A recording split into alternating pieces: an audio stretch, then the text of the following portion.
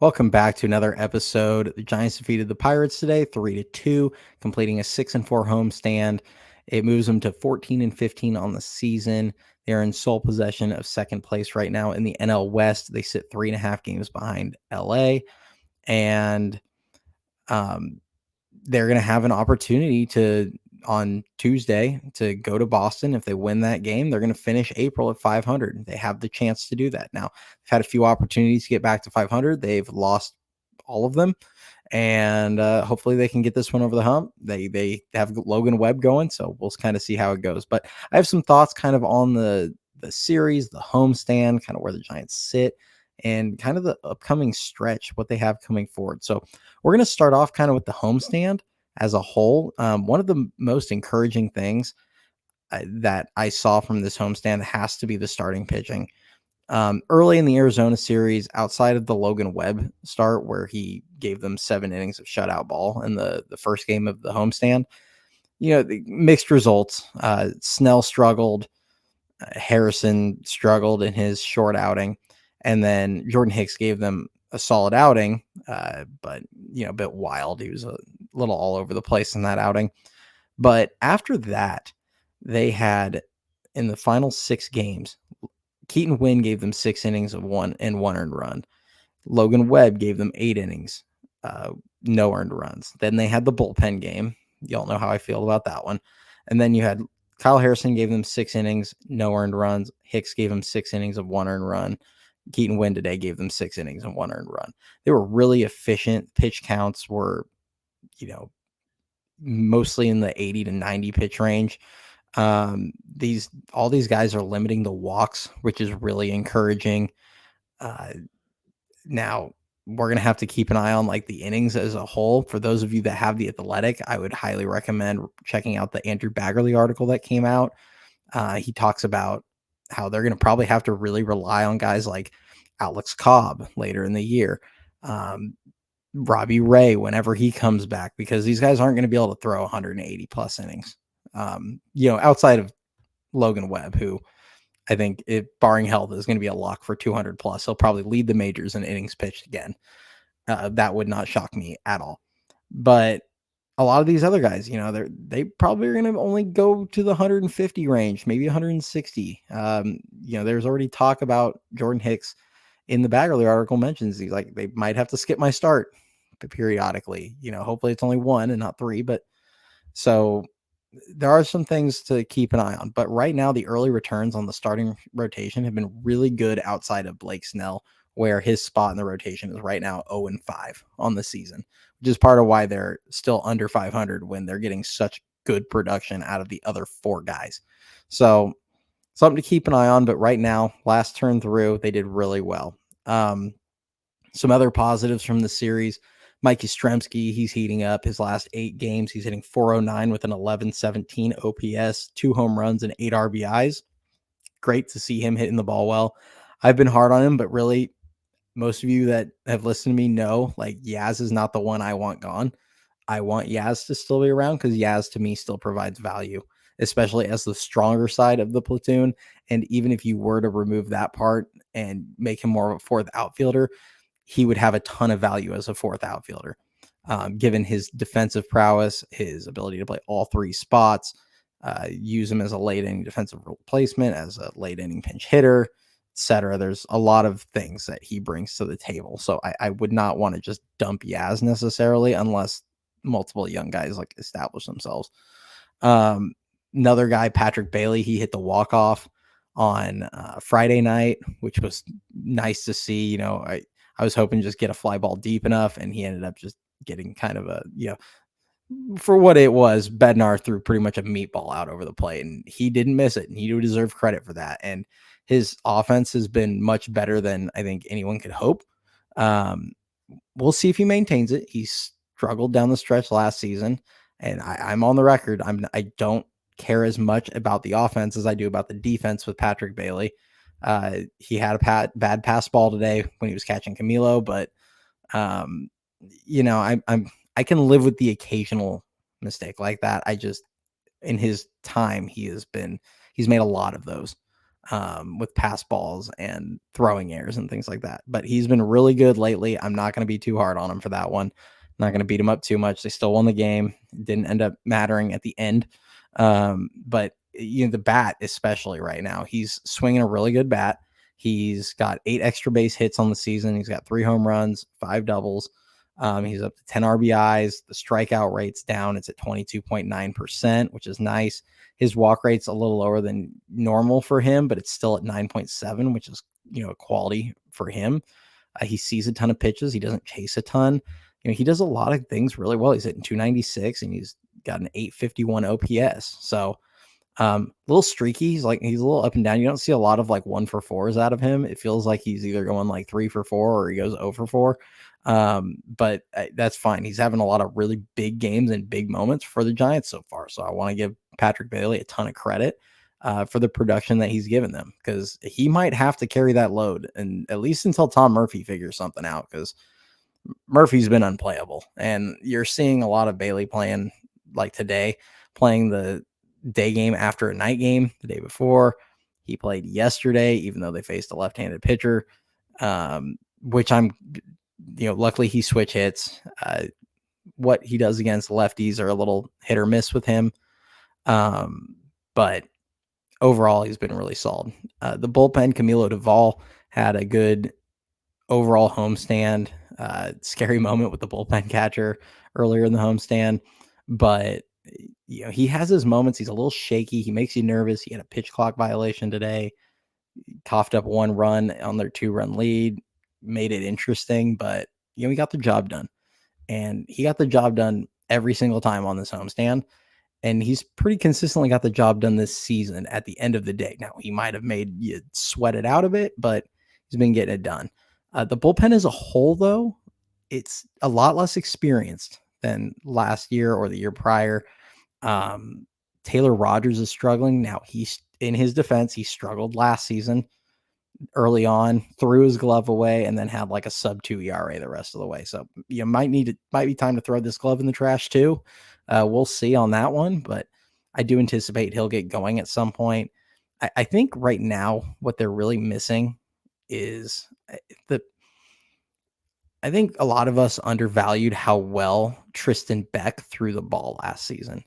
I think as a kind of a bulk guy or even a high leverage guy, he came into a lot of games where they went to extra innings and he would come pitch the 10th. And there were a bunch of times where he stranded that runner on second base. He didn't let that guy score.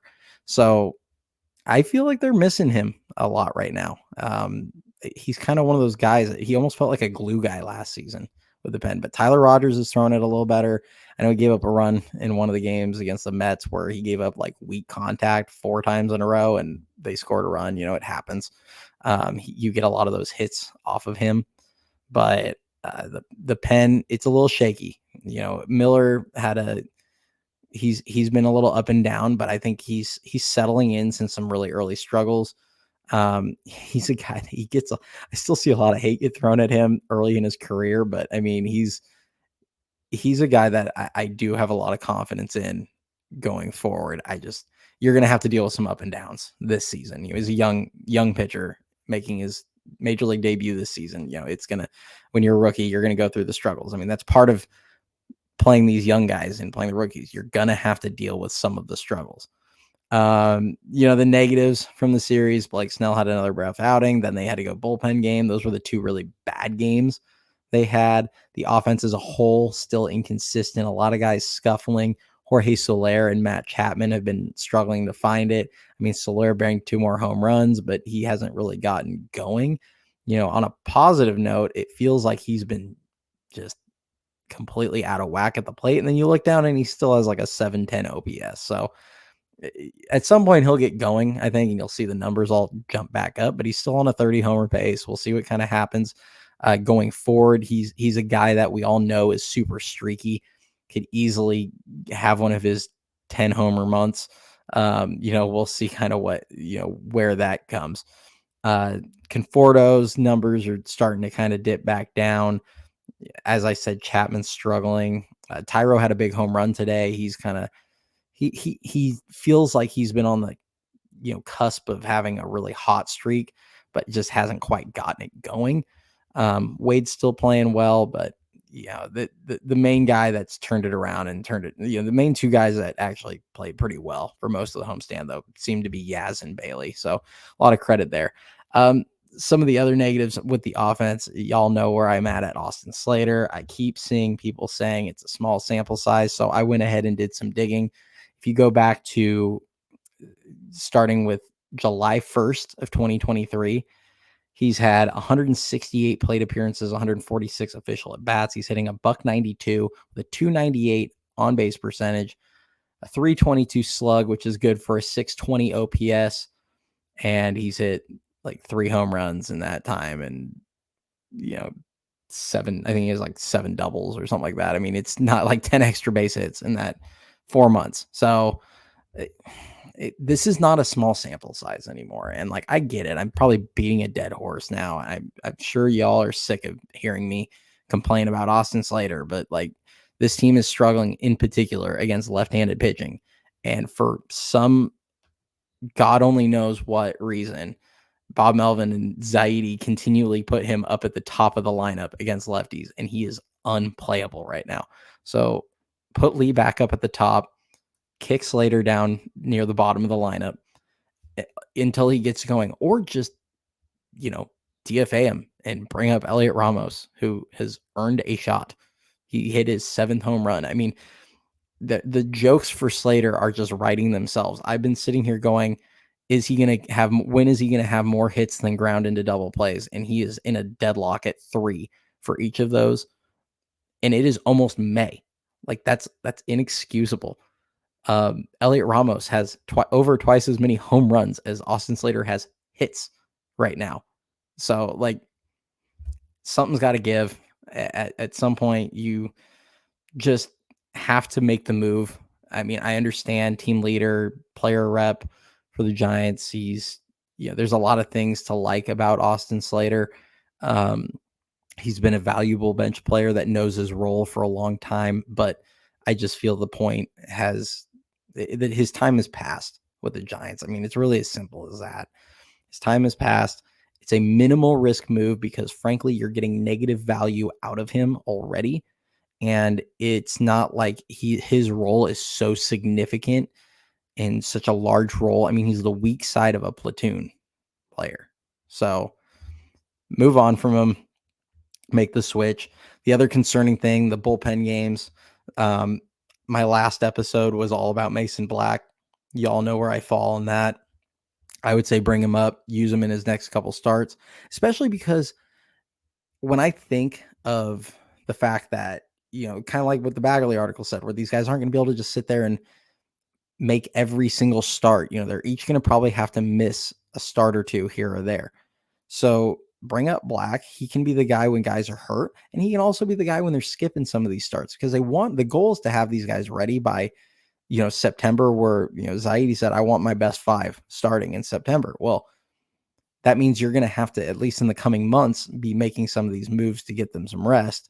And Cobb might be back at the end of May. He's eligible to come off the IL on like May 27th, but he's had 3 or 4 setbacks now. I mean, I can't count on Cobb to give you anything.